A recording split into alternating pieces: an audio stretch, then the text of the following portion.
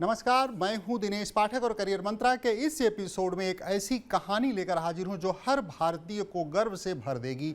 यह कहानी इसरो से जुड़ी है और इसी 2 अप्रैल को लिखी गई है। इंडियन स्पेस रिसर्च ऑर्गेनाइजेशन यानी इसरो को रीयूजेबल लॉन्च व्हीकल के ऑटोनॉमस लैंडिंग एक्सपेरिमेंट में कामयाबी मिली है। परीक्षण कर्नाटक में चित्रदुर्ग के एरोनॉटिकल टेस्ट रेंज में 2 अप्रैल 2023 की सुबह यह किया गया।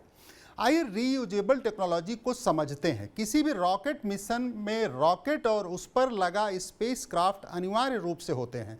रॉकेट का काम स्पेसक्राफ्ट को अंतरिक्ष में पहुंचाना होता है। अपने काम को करने के बाद रॉकेट को आमतौर पर समुद्र में गिरा दिया जाता है, यानी इसका दोबारा इस्तेमाल नहीं होता। लंबे समय तक पूरी दुनिया में इसी तरह से मिशन को अंजाम दिया जाता रहा है।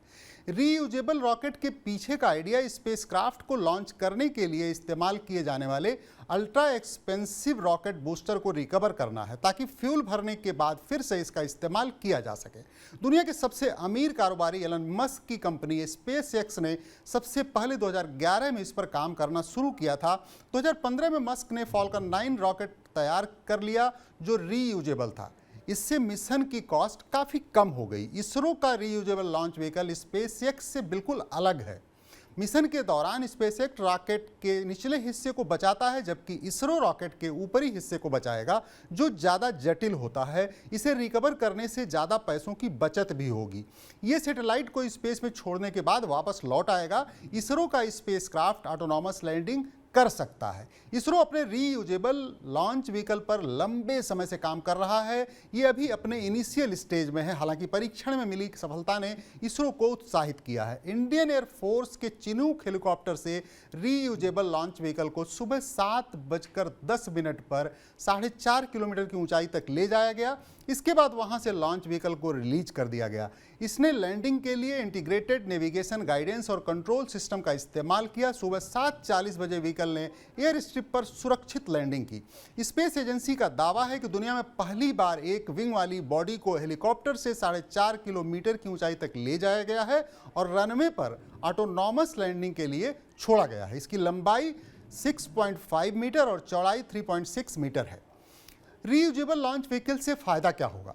इसरो को स्पेस में लो कॉस्ट एक्सेस मिलेगा, यानी स्पेस में ट्रैवल करना सस्ता हो जाएगा। सैटेलाइट को कम कीमत पर लॉन्च किया जा सकेगा। ऑर्बिट में खराब हुए सैटेलाइट को डिस्ट्रॉय करने की जगह रिपेयर संभव होगा।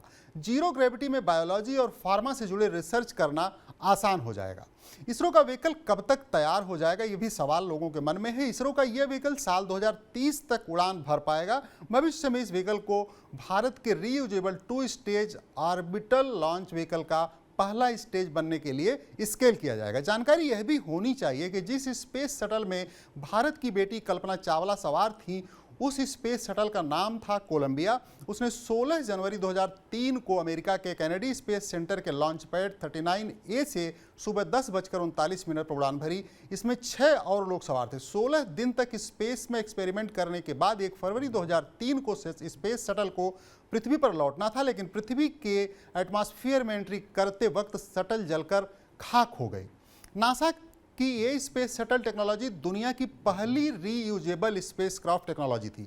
ये इतिहास में पहला अंतरिक्ष यान भी है जो बड़े सैटेलाइट को ऑर्बिट में और ऑर्बिट से बाहर ले जा सकता था। नासा के पास ऐसे 6 स्पेस शटल थे: Challenger, Columbia, Atlantis, Discovery, Endeavour और एंटरप्राइज।